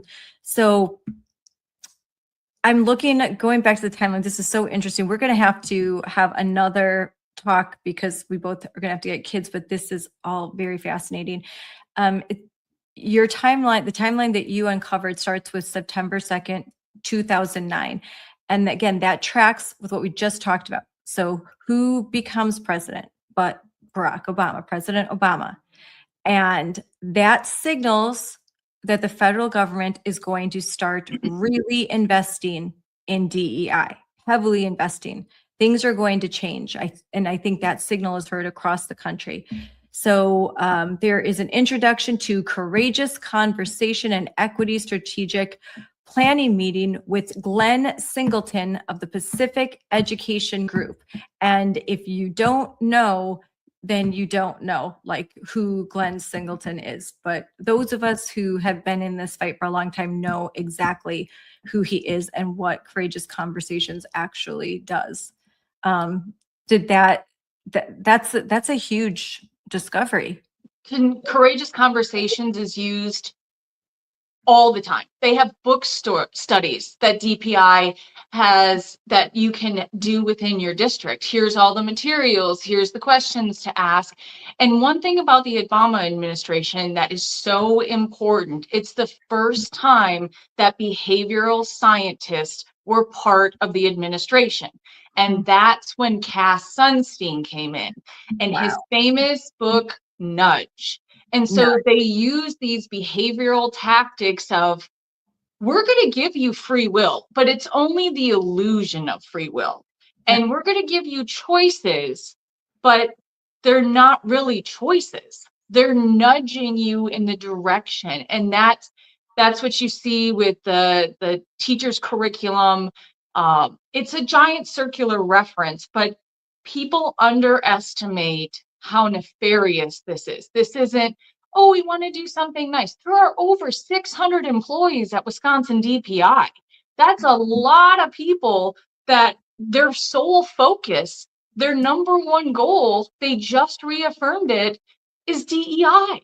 And in their internal system, Fred, every department has DEI goals. Yep. And so that's thumbing the nose, despite the warnings, despite the policies, the executive orders, the threats to withhold funding, they aren't changing anything. They are not in compliance. We have 2010 state equity leadership team is created, and training and courageous conversations beyond race and beyond diversity is provided. So this professional learning, but in 2010 is provided across the state. Again, this is happening everywhere. So everywhere. If you're wondering, how did this happen? Go back to exactly what Colbey said. You have Barack Obama as president, and then you've got this huge investment, this huge financial investment. You bring in behavioral scientists. This is the guy who studied under Derek Bell, who pioneered critical race theory. So they bring in a lot of social justice advocates. They bring in activists. He's a community organizer. Community organizers are empowered. They are funded, and they are ready to go. And again, there are many books built that talk about how this system was years and years in the making. So it didn't just even happen when Obama was president. It 20 years of work went into laying the groundwork, into training, getting into law schools, getting into schools of education, completely taking them over and making it so that it's very difficult to hire a teacher, an administrator who isn't thoroughly well versed and indoctrinated in all of these critical theories. This is just, it's sort of just par for the course. There's a coaching document because it's like a pyramid scheme. It's self-replicating and self-amplifying. And Yep. so if you become a coach and you want to recruit more coaches, DPI created a questionnaire of things you could ask to surface whether they would be a good coach or not. And so at this point, I don't know who's left. Neither do I. Really private schools, and that's it. You've got private schools and people that have had the courage to acknowledge that what they're doing isn't working, and that they go on to start charter schools. You've got, and I meet them all the time, and they're not necessarily conservatives or Republicans. They're just honest brokers that really want to see education work. We just need more of them. They're just, there's now some opportunity for teachers to, with Teacher Freedom Alliance, to escape teachers' unions and still get benefits provided by them. So we are building the systems. It takes time. And I think that's one thing I want to stress when I talk about how it took so long to get here. It's so that you can understand that it's going to take a very long time to build our own systems and to reverse all of this. This isn't a one administration thing. This is a multi-administration effort. It's going to take sustained effort and a lot of commitment by parents to, even when your kids are out of the K-12 schools, that you're still going to have to care about this for your grandkids, and grandparents are going to have to care, and aunts and uncles, because this is the heart and soul of America. How we raise our children, they are the future. And if we are not educating them, they will be prime for propaganda. They will be taught not to think too critically. They will not be engaged. They will learn to just hate politics and just tune out, or become so overly political that it becomes their family, their religion, and they find a new family, like they like to say. So there's a lot going on here by people who, what's really sad is that children are compelled to be in these classrooms, and you've got very talented propagandists who know how to manipulate children and even how to manipulate parents. And that's our job here, is to demystify this for you so that you can see what you're up against and kind of shake it up and say, nope, you can't, you're not going to be able to use that language on me. It doesn't work. I know what's really going on, and I'm going to continue to fight. But with the time left, I want to go through some more of this timeline. You've got principle by 2012, acknowledgement of the achievement gap. That becomes a huge buzzword, and they base it on race. And this is where now departments of education across the country start to look at all of their data and break it up into racial categories. And they start to play numbers games with the data, because if they don't, then parents will know how bad it's actually, how bad it actually is. So they give districts points. They manipulate the every year there's reporting done. And I'm sure and I know you've talked about this, Colbey. Wisconsin isn't the only one. We've got NAEP scores that are the national kind of the way that report card for parents and for all of us to see how well our schools are doing, but they manipulate the data so much. How do they do that? They have levers. So when you have a goal and you want the achievement gap to change, either you do the hard work and you have really great materials for math and reading, and you have really great teachers, and you use coaches to make them better at teaching. And you don't have coaches who are doing other things, DEI related. So they weren't able to, they didn't pick the correct curriculum, or they didn't provide enough district coaches for literacy or math. So they manipulated the only lever they had left, and that was the cut scores. And so it's gotten so crazy. And I think we've lived through 15 years of so much extremes that people are really ready to have this conversation. And yes, we all care about the achievement gap. I have 3 sons. They're raised in the most homogenous place you could possibly raise them. They have the same mom, same dad, we have the same meals, and yet they're all going to be wildly different. I don't know where education got this idea that they could take all of these wildly different children and have equal outcomes. Wow. I'm going through your timeline, and I'm just like, I'm really blown away by this. If you see me being quiet, because I'm like looking through, because it moves, because we're talking about race here a lot, where we see Damon Means, if you don't know, was the superintendent of Mequon Thiensville schools once upon a time. Now he is in Wauwatosa, doing a terrible job there too. And he is the chair for Promoting Excellence for All, State Superintendent's Task Force on the Achievement Gap. So they get together to talk about basically expanding equity. At this time, folks like Gloria Ladson-Billings, they go across and they do these equity audits. They provide trainings for teachers.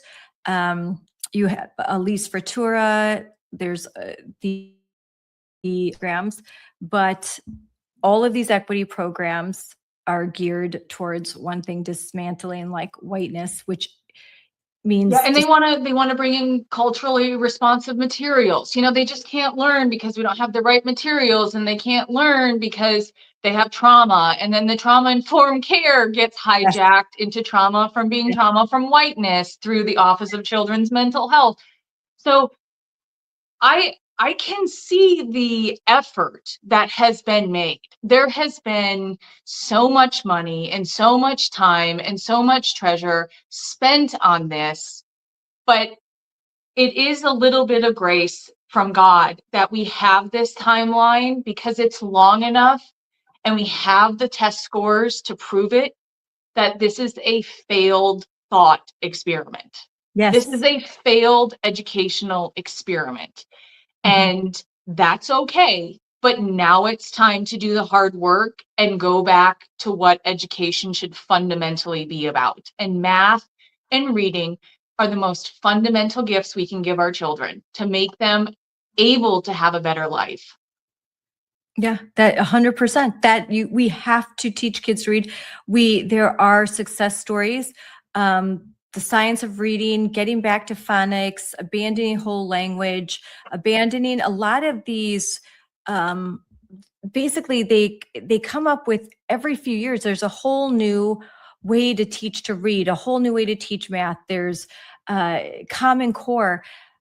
In my opinion, I think that this has become a billion-dollar industry. So instead of going back to what we know works, it's let's create something else, scrap everything. Then you have to hire the consultants. This to me is very much a grifter game of how can we get money? How can we spend money? The school districts have to spend the money that they have, or they don't get it the next year. So they are just trying to find ways to spend money. And then you've got this small core cohort that they work together. So they, they've got their own sort of grifter system, where patronage system. They're going to give jobs to their friends, and you see it all the time. They hire the same consulting company that, one guy was the superintendent of a school district, now a consulting company, and a friend, and bring him in, and then he'll do the work. And I've seen it time and time again over the last 6 years. It's very much its own kind of grifter system. And the whole time they're kind of complaining about capitalism, and they pretend like they just hate money, hate capitalism, when I think a lot of their motives are financial. The financials just don't make sense anymore. My school district receives over $18,000 per son, and yet I'm supplementing 2 of my children with private reading intervention, and at a fraction of the cost of $18,000 a year. So I think we have to look at this as, we need people who have worked in the private sector, who have been turnaround experts, to come in and peel back the lid. Every industry has innovated and been better. So why does DPI have over 600 employees? That to me is the most insane thing I've ever heard. Like 600. Why would any politician be willing to give them more money, especially Republicans? But they are. They not only do they continue to fund, they give them more money. They've not done well with what they have. I just don't think anybody's read what they've. This isn't exciting. Nobody wants to read thousands of pages of DPI documents and watch all these videos and clip them. I mean, this is not. This is I guess we're stuff, and that's okay. But no one's looked at it, and so now, because I needed the closure, I needed to know how my son became a victim. And I have that closure now. I do not know when the OCR will come back and give a judgment of his verdict in his case. But I know it wasn't just one building. It wasn't one school district. It's not one Title IX case. It's not one school board having to fight. These are all connected. And we can squarely put this back to Tony Evers and Dr. Jill Underly, and we can say, you have failed. And this is a failed policy and a practice. And it's time to take over and to clean it out and get back to very fundamental basics. Yes. So to use this timeline to look at how we got here in Wisconsin and across the country. You can imagine if you start to look at some dates, go through your board docs, you're going to find very similar, because this is all related to federal funding. So it starts with, now we could go back, there's mistakes made, George Bush, No Child Left Behind. Yeah, there's stuff there, but it really goes into overdrive with the Obama years. So you look over 8 years, and you are going to see similar timelines, because the conference at Aspen Institute, I mean, come on, like, it's not even original anymore. It's the same story. You can just take out Tony Evers and put in someone else. Like, Tony Evers is governor, put in JB Pritzker. Like, they're interchangeable. They don't care who is the actual person in charge. It's the systems. It's the system that they are installing. So you will see this same progression from 2008, 2009 forward. And when you see how it's built, and go through and read the authors and those promoting it, and then look backwards, and that's where you have James Lindsay, and you have Chris Rufo, and you have so many that are willing to do those deep dives, and you look back into where these philosophies began in the schools of education, you get this understanding, and then you can push past all this and think, okay, we've got to do what works now. And I want to say that while our kids aren't getting the education that they need with this money, teachers aren't getting paid a living wage either. A lot of them, their income is not increasing with inflation. So I'm not trying to say that teachers are living large. They aren't. So who is? Where is this money going? And I think it's going to, more than anything, yeah, we've got administrators get paid some good money, but I think it's the equity consultants. I think it's the outside groups. It's the NGOs. It's the SPLCs. It's the Advocates for Youth. It's the SECUS. It's all of these groups that are formed, like the ESSER fund monies. We didn't even get into that, but then another big wave, another big change that you see, inflection point, is 2020 and ESSER funds and COVID. Huge injections of cash. And this is all now going to mental health. It's funding radical mental health community schools. Right now it's Mental Health Month in May. And so in closing, because I know we both have to get our kids, what do you have to say about what's new on the horizon? And if you don't know, now you know. It's mental health in schools. It's using our schools as mental health clinics and embedding SEL, social emotional learning, into every possible subject that your kids will do in school.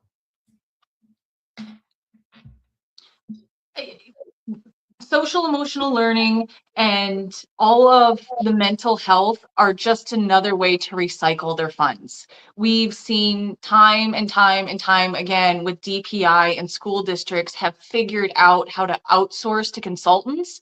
And Yep. there's a really popular story that came out about DPI having their Wisconsin Dells convention, where they changed all of the district measurements, and they're like, nope, we can't tell you anything about it because we hired a third party. And I think school districts are doing this too. So that's Yep. how they're hiding it. They're giving them tons of money. And the public is really the one who we get left out in the dark. Yep. And so, and I know our time is up. I hope you can come back on very soon, because I want to go through the rest of the timeline, because the next step is where we start to deal with queer theory and what we're dealing with a lot now with the whole LGBTQIA2S Spirit Plus movement. And this timeline shows right when it starts. And so I want to pick up from there next time, because we're going to, like, where does this start? And I think people are going to be surprised to learn that as early as 2012, these activists are talking about bathroom policy. I will tell you, in 2012, my kids are all pretty young. You would have blown me away. I would have thought you were crazy if future me came and said, Scarlett, your number one issue you're going to be dealing with in 2026 is getting biological boys out of girls' locker rooms and shower rooms in public schools. I would say you're nuts. You're absolutely nuts. That can't be happening. No one, even the most radical Democrat, would tell you that's not happening. It will never happen.